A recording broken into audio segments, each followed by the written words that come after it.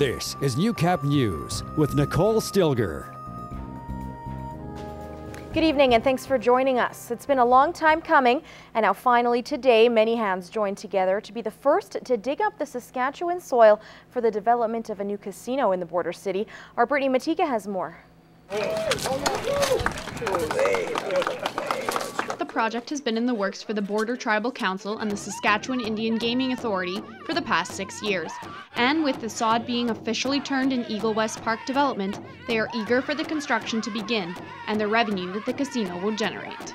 Our SIGA model is every First Nation benefits, so there'll be 140,000 First Nations people that benefit directly, and then indirectly will be through the charitable piece, the charitable contribution, and that will be this entire catchment area here. Our overall net income from SIGA was just under $81 million this year, and 50% of that goes directly back to First Nations people. Certainly my community has a lot of needs, and certainly this is one way for me to attempt to address those needs. There's always a lack of funding. The real needs of my community: housing, social issues, health issues, education issues. 25% of the profits will be shared with regional community development corporations and 25% with the provincial government. The city will also be seeing benefits from the project by providing construction jobs and permanent working positions once the casino doors open. There is also an expected increase in tourism. I think it gives them one more reason to stop, an attraction, a business visit from that perspective, entertainment value. Many people see it in different facets, but anytime you add to the dimension of the city, especially when it makes it a destination, it's certainly a wonderful thing for our city. A timeline for construction is yet to be determined. Brittany Matika, Newcap News. City Council held their first meeting of June. They debated the approval for millions of dollars to clean up the wastewater treatment plant lagoons, among many other items. Our City Council reporter Brian Lentz with the details. There were a lot of items on the agenda today, and not the least of which is that $3 million was taken from the city reserves to help pay for the desludging of the wastewater treatment plant lagoons. Now, that's something that normally happens every 10 to 15 years, but in Lloydminster hadn't been done for more than 20. Also approved by City Council is Mayor Aalbers will write a letter to the Saskatchewan Water Security Agency and to the Saskatchewan and federal governments in order to request a permit extension for the wastewater treatment facility until 2028. Well, it'll give us some flexibility to, as we talked about looking at new technology, because technology is changing continuously. Certainly, it also gives us a window of time to secure that funding. The city will also move forward on bringing photo radar administration and enforcement in-house. It potentially will provide some income to the city, revenue, but that revenue was earmarked today for at least 50% for safety enhancements. So that will be in numerous crosswalks, painting, possibly flashing lights. There's numerous opportunities to improve the safety of our residents. One item that caused quite a stir last council meeting was the approval of additional tennis courts at Bud Miller Park. Now, city administration went back, reviewed that decision, came today to City Council with cost savings of more than $40,000, and it was decided to go ahead with that construction. Now, we'll have more on this City Council meeting later on this week on Newcap News. Reporting from City Hall, I'm Brian Lentz. Services at the Lloydminster Hospital were temporarily disrupted following that major storm on Friday. The rain caused a backup of the hospital's storm drains, which flooded the facility's main air supply lines and some ductwork. The damage forced a closure of the surgical department, resulting in 22 cancellations today and the temporary closure of the OR. 2,500 gallons of water was pumped out from a single duct alone. Crews and hospital personnel have been working around the clock since Friday to get the area cleaned up. Services have since resumed thanks to a separate air supply line that has restored air intake to the hospital's ORs. While services are continuing as usual now, Prairie North says patients may continue to find conditions inside the hospital uncomfortable for the next few days without air conditioning. But temporary cooling units are being put in place. The 22 procedures canceled today are being rebooked as quickly as possible. The hospital's HVAC system may not be fully operational until later next week. And of course, Friday's fierce flooding forcing several other businesses in the border city to react quickly, like Home Hardware celebrating their grand reopening when they noticed water was quickly gathering, and thanks to the quick reaction from the staff and customers, they were able to stop it before there was any major damage. Amazingly, our staff all pulled together with shop vacs and pails and mops and sandbags, and customers as well. Our customers were hopping in, throwing sandbags, and we managed to keep the majority of the water out in the garden centre. The Rendell House reopening, which was scheduled for Saturday, was postponed due to the flooding at the Lloydminster Cultural and Science Centre. Well, back at home, a group of local theatre enthusiasts are looking to share their passion with other residents in Lloydminster. Theatre on the Border held their first official outing at Bud Miller Park over the weekend, titled Theatre in the Park. Co-founder Brady Warford says the idea came about after having trouble finding opportunities for theatre enthusiasts to get together. Hello. We're just trying to sort of figure out what the interest in theatre is in Lloyd and try to get the community into theatre, really. The first meeting was focused on warm-ups and games, and all future meetings are open to anyone. You can meet new people. You don't need any experience. You can just come out, have fun. You don't even have to participate if you don't want to. Just come out and have fun, really. Theatre on the Border plans to meet twice a month, every second Sunday and fourth Thursday. Well, the Interval Home has been an important part of Lloydminster for decades, providing a safe place for women and children.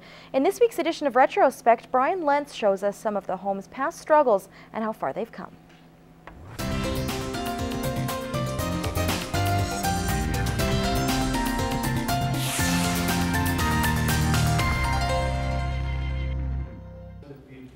It turned out to be an evening of concern and discussion. Over 100 people turned out to address the future of the Interval Home in Lloydminster. The ladies are coming in and they're experiencing this conflict. How can I express that it's going to remain open if I don't know that? The main focus of the meeting was an unsigned letter that recently appeared in a local newspaper, questioning changes made by management last fall. Generally, what the public is wanting is some reassurance from the staff and the board and generally the membership at large that yes, something is being done, and when something is done, would we be informed? Alberta Social Services will help the board conduct an internal review starting next week in hopes of resolving any current problems. The consultant will compile all of the information that comes forward, and there will be a meeting to give an initial report on June 17th. And then the weekend of July 4th and 5th, there will be a strategizing, sort of team building. Let's look at what issues have been identified. Let's look at how we can work to resolve them and do some planning for the coming years so that we can strengthen the home. After much debate, members passed a public resolution to make sure the home is open for anyone in need of its services. And the Interval Home has remained open, expanding their For the Interval store and amalgamating with the Community Youth Centre, all while maintaining their core services. We continue to offer our 21-bed emergency shelter. We now have, for the last 17 years, I guess now, a second stage facility, which is a longer-term shelter for women and children where they can live in their own apartment buildings. Rooks-Trotzuk adds the Interval Home is also more involved in the community. Our community outreach, which wasn't part of our services 20 years ago, is now a strong part of what we do, and we've actually doubled in size, providing staff and actually a client base over the last year and a half. She says they are now looking to build a new home to accommodate the growing client base. That's all for Retrospect. I'm Brian Lentz. This is Newcap Sports. After a tough loss to one of the Alberta Football League's top teams, the Lloydminster Vandals returned home Saturday with a chance to distance themselves from the standings logjam. Lance Phillips has more. Friday's heavy rain and hail left fields in Lloydminster swampy and wet, but that didn't stop the Vandals from providing fans with a thrilling come-from-behind 21-7 win over the Grand Prairie Drillers Saturday. With Lloydminster's offense struggling in the first half, it was the defense stepping up, holding the Drillers to a safety and a pair of field goals throughout 4 quarters. We played perfect out there, I thought, today. Our D-line was getting great pressure, our DBs had great coverage, our linebackers were stopping the run really good. It was really enjoyable. If it wasn't for our defense playing as good as they did, then I don't think this game would have quite went in our favor, as much as it did anyways, as it did end up going today. Those guys are relentless, especially the boys up front. Their aggressive mentality and the toughness, I can't say about enough about how tough that defense is. Holman rushed for over 100 yards in the first half alone, leading the Vandals' ground attack. But through the air, posed problems. Dropped balls and missed receivers, a common occurrence. And while it would be easy to blame wet field conditions, that's not the excuse Lloydminster used. Just getting used to the defense, kind of understanding how they're playing, what it's like to play against them, really. I think at the start we were kind of trying to find that rhythm offensively.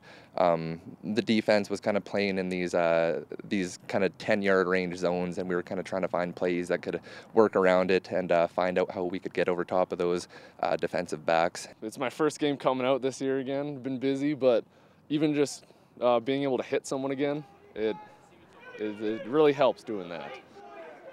And there's no doubt having his brother on the field helped the quarterback find second half success. Success that should continue, given the brothers' rich history together. We've been throwing around the ball since we were probably like 8, 9 years old. So, I mean, every little move that he does, for the most part, I know what he's thinking. I know where he wants to be on the field, and when I put the ball in his direction, I know he's fast enough to chase it down. He can jump for it, and it's a real sense of confidence to have somebody as rangy as him. The win moves the Vandals into a spot they haven't been accustomed to over the past few years, and they'll take the second place standing. This is huge. We have a good group of guys this year, and we are definitely looking to get into the playoffs. So it's huge if we can have this great turnout game after game. This week was going to be one of the big turning points in the season, because getting this 2-1 going in next week, we have an opponent that we think we're very capable of beating in the Calgary Wolfpack, and having that winning record is going to bring more guys out too. So more bodies, it makes it a lot easier on the rest of us. Lance Phillips, Newcap Sports, Lloydminster.